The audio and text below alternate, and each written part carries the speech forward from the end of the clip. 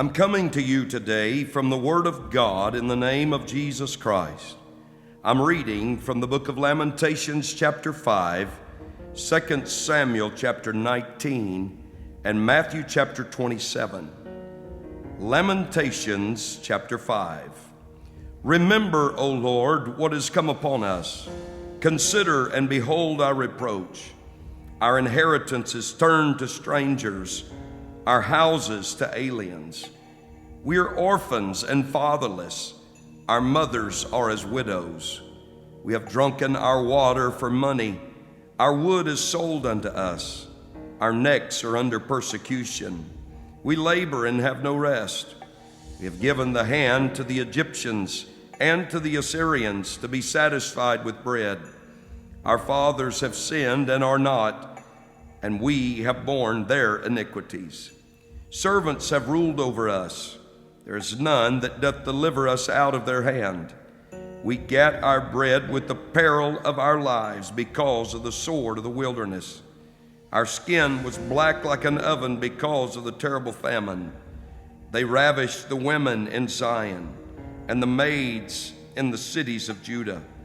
Princes are hanged up by their hand. The faces of elders were not honored. They took the young men to grind, and the children fell under the wood. The elders have ceased from the gate, the young men from their music. The joy of our heart is ceased. Our dance is turned into mourning. The crown is fallen from our head. Woe unto us that we have sinned. For this our heart is faint. For these things our eyes are dim. Because of the mountain of Zion, which is desolate, the foxes walk upon it. Thou, O Lord, remainest forever, thy throne from generation to generation. Wherefore dost thou forget us forever, and forsake us for so long time? Turn thou us unto thee, O Lord, and we shall be turned. Renew our days as of old. Thou hast utterly rejected us. Thou art very wroth against us. 2 Samuel chapter 19. And it was told Joab, Behold, the king weepeth and mourneth for Absalom. And the victory that day was turned into mourning unto all the people. For the people heard say that day how the king was grieved for his son. And the people get them by stealth that day into the city, as people being ashamed steal away when they flee in battle.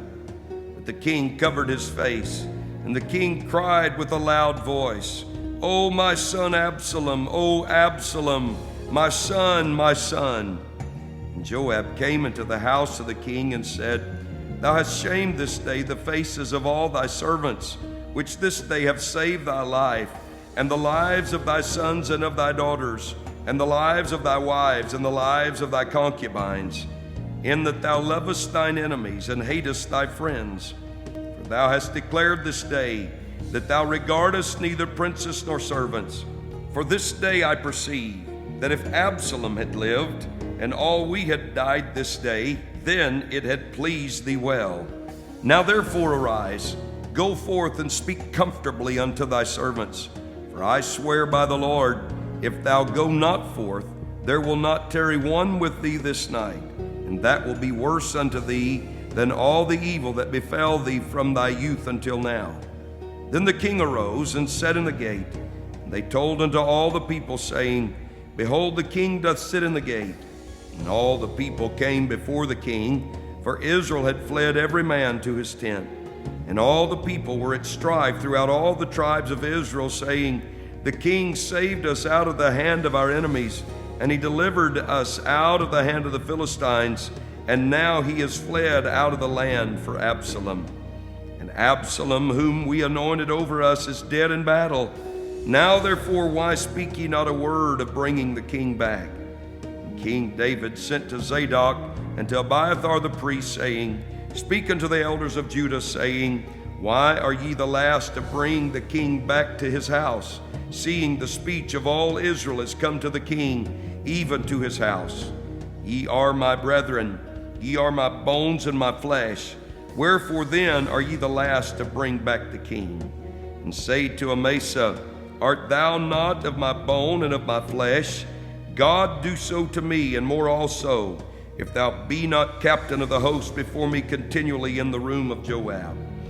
And he bowed the heart of all the men of Judah, even as the heart of one man, so that they sent this word unto the king, Return thou and all thy servants.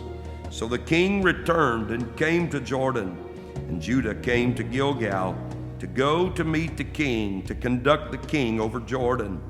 And Shimei the son of Gera, a Benjamite, which was of Bahurim, hasted and came down with the men of Judah to meet King David.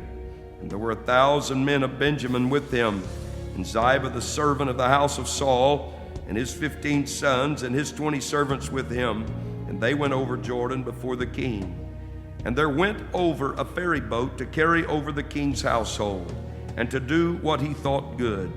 And Shimei the son of Gera fell down before the king as he was come over Jordan, and said unto the king, Let not my lord impute iniquity unto me, neither do thou remember that which thy servant did perversely the day that my lord the king went out of Jerusalem, that the king should take it to his heart. For thy servant doth know that I have sinned. Therefore, behold, I am come the first this day of all the house of Joseph to go down to meet my lord the king. But Abishai the son of Zeruiah answered and said, Shall not Shimei be put to death for this, because he cursed the Lord's anointed? And David said, What have I to do with you, ye sons of Zeruiah, that ye should this day be adversaries unto me? Shall there any man be put to death this day in Israel? For do not I know that I am this day king over Israel? Therefore the king said unto Shimei, Thou shalt not die. And the king sware unto him. And Mephibosheth the son of Saul came down to meet the king, and neither dressed his feet, nor trimmed his beard, nor washed his clothes, from the day the king departed until the day he came again in peace. It came to pass, when he was come to Jerusalem to meet the king, that the king said unto him, Wherefore wentest not thou with me, Mephibosheth? And he answered, My lord, O king, my servant deceived me. For thy servant said, I will saddle me an ass, that I may ride thereon and go to the king, because thy servant is lame. And he hath slandered thy servant unto my lord the king. But my lord the king is as an angel of God. Do therefore what is good in thine eyes. For all of my father's house were but dead men before my lord the king. Yet didst thou set thy servant among them that did eat at thine own table. What right, therefore, have I yet to cry any more unto the king? And the king said unto him, Why speakest thou any more of thy matters? I have said, Thou and Ziba divide the land. And Mephibosheth said unto the king, Yea, let him take all, forasmuch as my lord the king is come again in peace unto his own house. And Barzillai the Gileadite came down from Rogelim, and went over Jordan with the king to conduct him over Jordan. Now Barzillai was a very aged man, even 80 years old, and he had provided the king of sustenance while he lay at Mahanaim, for he was a very great man. And the king said to Barzillai, Come thou over with me, and I will feed thee with me in Jerusalem. And Barzillai said unto the king, How long have I to live, that I should go up with the king unto Jerusalem? I am this day 80 years old, and can I discern between good and evil? Can thy servant taste what I eat or what I drink? Can I hear any more the voice of singing men and singing women? Wherefore then should thy servant be yet a burden unto my lord the king? Thy servant will go a little way over Jordan with the king, and why should the king recompense it me with such a reward? Let thy servant, I pray thee, turn back again, that I may die in mine own city, and be buried by the grave of my father and of my mother. But behold thy servant Chimham, let him go over with my lord the king, and do to him what shall seem good unto thee. And the king answered, Chimham shall go over with me, and I will do to him that which shall seem good unto thee. And whatsoever thou shalt require of me, that will I do for thee. And all the people went over Jordan. When the king was come over, the king kissed Barzillai and blessed him, and he returned unto his own place. Then the king went on to Gilgal, and Shinham went on with him. And all the people of Judah conducted the king, and also half the people of Israel. And behold, all the men of Israel came to the king, and said unto the king, Why have our brethren, the men of Judah, stolen thee away? And it brought the king and his household, and all David's men with him over Jordan. And all the men of Judah answered the men of Israel, Because the king is near of kin to us. Wherefore then be ye angry for this matter? Have we eaten at all of the king's cost, or hath he given us any gift? And the men of Israel answered the men of Judah and said, We have 10 parts in the king, and we have also more right in David than ye. Why then did ye despise us, that our advice should not be first had in bringing back our king? And the words of the men of Judah were fiercer than the words of the men of Israel. Matthew chapter 27. When the morning was come, all the chief priests and elders of the people took counsel against Jesus to put him to death. And when they had bound him, they led him away, and delivered him to Pontius Pilate the governor. Then Judas, which had betrayed him, when he saw that he was condemned, repented himself, and brought again the 30 pieces of silver to the chief priests and elders, saying, I have sinned in that I have betrayed the innocent blood. And they said, What is that to us? See thou to that. And he cast down the pieces of silver in the temple, and departed, and went and hanged himself. And the chief priests took the silver pieces and said, It is not lawful for to put them into the treasury, because it is the price of blood. And they took counsel, and bought with them the potter's field, to bury strangers in. Wherefore that field was called the field of blood unto this day. Then was fulfilled that which was spoken by Jeremy the prophet, saying, And they took the 30 pieces of silver, the price of him that was valued, whom they of the children of Israel did value, and gave them for the potter's field, as the Lord appointed me. And Jesus stood before the governor, and the governor asked him, saying, Art thou the king of the Jews? And Jesus said unto him, Thou sayest. And when he was accused of the chief priests and elders, he answered nothing. Then said Pilate unto him, Hearest thou not how many things they witness against thee? And he answered him to never a word, insomuch that the governor marveled greatly. Now at that feast the governor was wont to release unto the people a prisoner whom they would. And they had then a notable prisoner called Barabbas. Therefore when they were gathered together, Pilate said unto them, Whom will ye that I release unto you, Barabbas, or Jesus, which is called Christ? For he knew that for envy they had delivered him. When he was set down on the judgment seat, his wife sent unto him, saying, Have thou nothing to do with that just man? For I have suffered many things this day in a dream because of him. But the chief priests and elders persuaded the multitude that they should ask Barabbas and destroy Jesus. The governor answered and said unto them, Whether of the twain will ye that I release unto you? They said, Barabbas. Pilate saith unto them, What shall I do then with Jesus which is called Christ? They all say unto him, Let him be crucified. And the governor said, Why? What evil hath he done? But they cried out the more, saying, Let him be crucified. When Pilate saw that he could prevail nothing, but that rather a tumult was made, he took water and washed his hands before the multitude, saying, I am innocent of the blood of this just person. See ye to it. Then answered all the people and said, His blood be on us and on our children. Then released he Barabbas unto them, and when he had scourged Jesus, he delivered him to be crucified. Then the soldiers of the governor took Jesus into the common hall, and gathered unto him the whole band of soldiers. And they stripped him, and put on him a scarlet robe, And when they had platted a crown of thorns, they put it upon his head, and a reed in his right hand. And they bowed the knee before him and mocked him, saying, Hail, King of the Jews!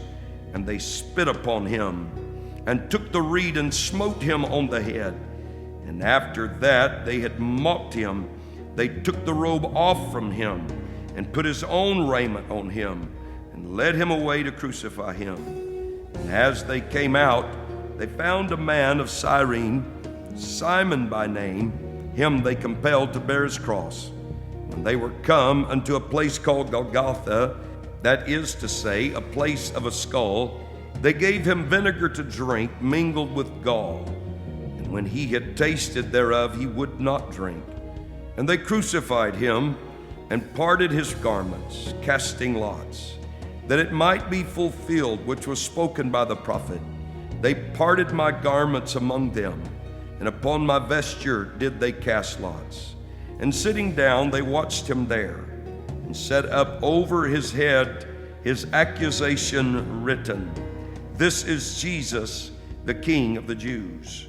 Then were there 2 thieves crucified with him, one on the right hand and another on the left. And they that passed by reviled him, wagging their heads, and saying, Thou that destroyest the temple, and buildest it in 3 days, save thyself.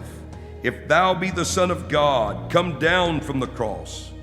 Likewise also the chief priests, mocking him, with the scribes and elders, said, He saved others, himself he cannot save.